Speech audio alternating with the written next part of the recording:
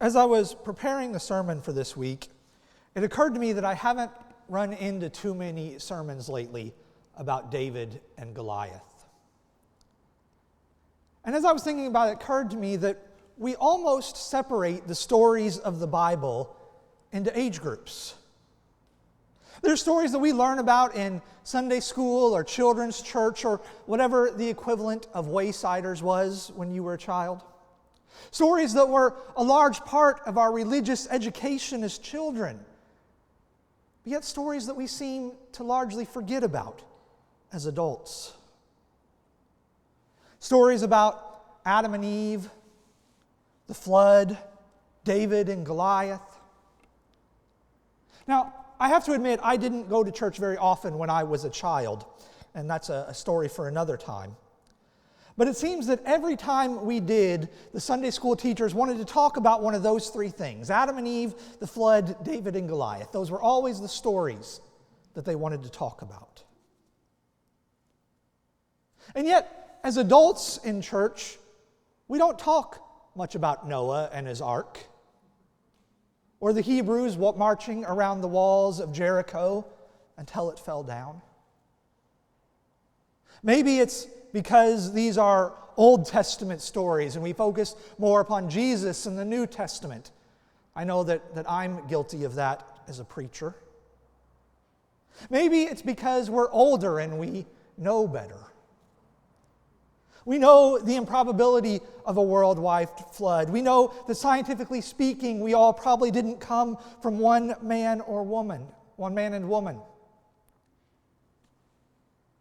And yet, whether or not we believe these stories to be literal, whether or not we believe these stories to be true, I believe that there is some truth in them that we can take, that we can learn from, and that we can still apply just as much to our lives as adults as we did as little children.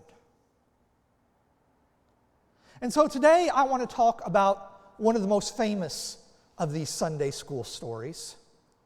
A story that I do believe still has a lot to teach us today. And that is the story of David and Goliath.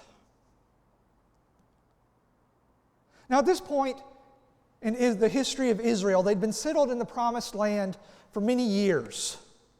But they continued to be plagued by raids and skirmishes from outside groups.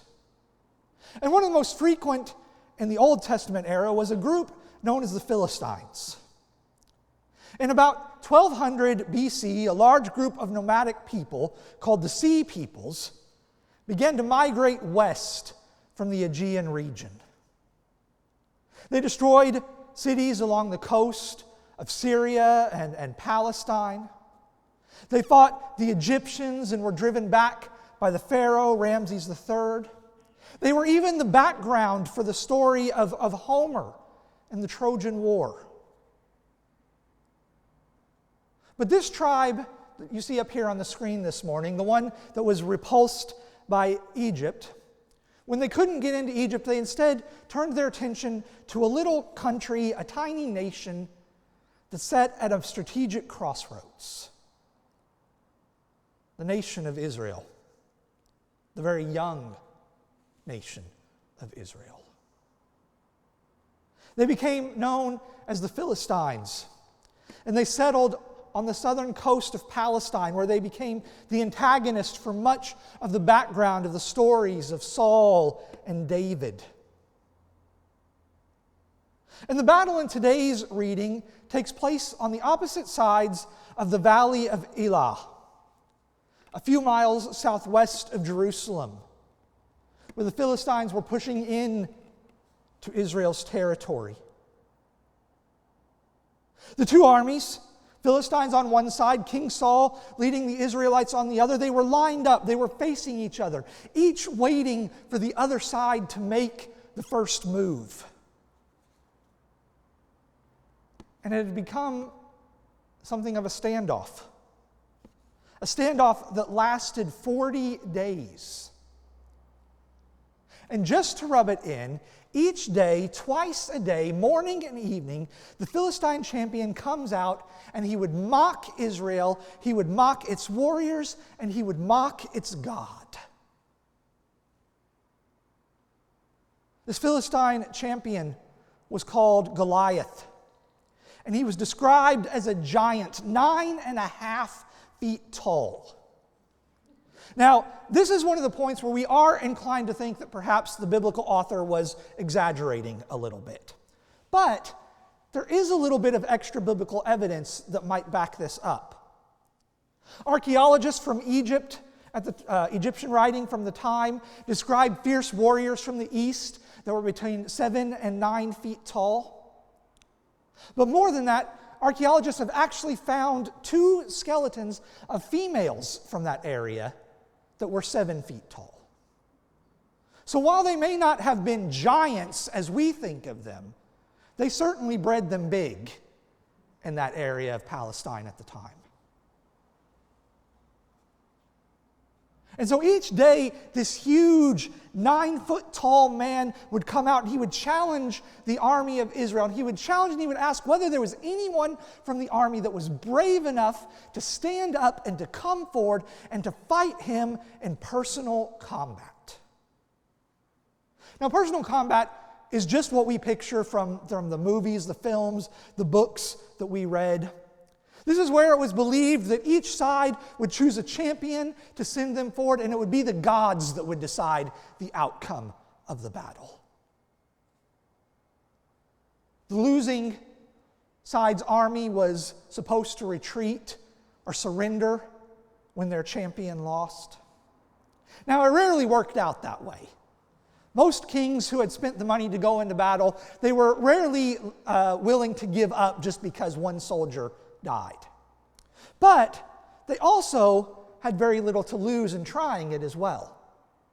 Because if you sent your champion out and he died, there was nothing to stop you from attacking anyway.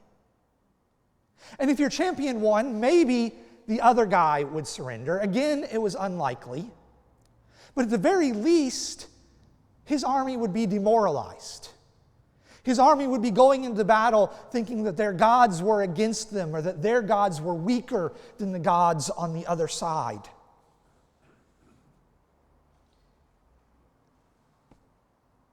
As you might expect, it was rarely the king who was expected to fight. Instead, he would choose one of his soldiers to go do it for him. But in circumstances where none of the soldiers were willing to obey, where none of the soldiers were willing to step up, it was expected that the king would eventually do it. Because it made him look weak that none of his people were willing to obey him enough to go out and to risk their lives. And so the fact that this has gone for 40 days, challenges twice a day, no one from Israel, not even the king, being willing to stand up and fight, this would have been shameful. This would have been embarrassing to King Saul. And yet it went on day after day. And so by the time that David got to the battlefield, fear had paralyzed the Israelite army. Now, it's important that we remember, just as we were taught in Sunday school, that David was not a warrior. That David was a shepherd boy. He had come to the battlefield not to fight, but instead just to deliver some food that his family had probably grown on their land. It was probably their obligation or their tithe to give to the army when they were in the field. And so this shepherd boy came, but this shepherd boy had been set aside by God already to do great things. And while he is there, he hears Goliath's daily taunts against Israel and against their God, and he can't believe that no one has answered it. And so he bravely, perhaps even naively, volunteers to go and fight Goliath. At first, Saul objects. He knows that it won't look good If after all his army has been afraid to stand up and fight, after he himself has been afraid to stand up and fight, this shepherd boy going out to fight, win or lose, is not going to look good for Saul. But eventually he agrees, and he even offers to let David wear his own armor for the fight. Now, this may seem like a kindness, but again, this was probably a little bit of manipulation on Saul's part. Because as the armies would have been spread out on both sides, it would have been impossible for them to see who was inside that armor. And the king's armor was very distinctive. It would have been fancier. It would have been more attractive than any other armor on the battlefield. And so Saul was probably thinking that if David went out wearing his armor, there may have been more than one soldier on either side that thought that was Saul himself out there who was facing the giant. Regardless, the armor doesn't fit David. And the image that we're given here is supposed to be almost a comical one, almost one of a child trying on an adult's clothes. This armor hindered David walking. It weighed him down. The spear was too heavy for him to lift. And he knew that there was no way that he could fight Goliath so hindered. And so, David walks out in just his robes, with his shepherd's staff and his sling, to face the most frightening soldier that any of them had ever seen. David showed bravery.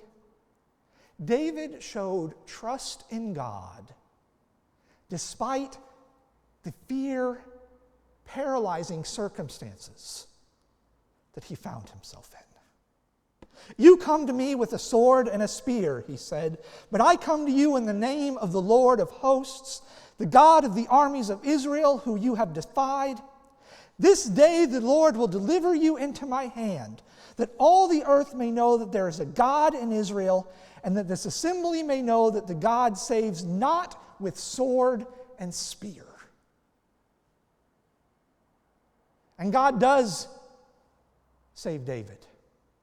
God does save the Israelite army, not with a sword and spear, not with these weapons of war, but with a humble sling that a shepherd boy would use to scare off predators.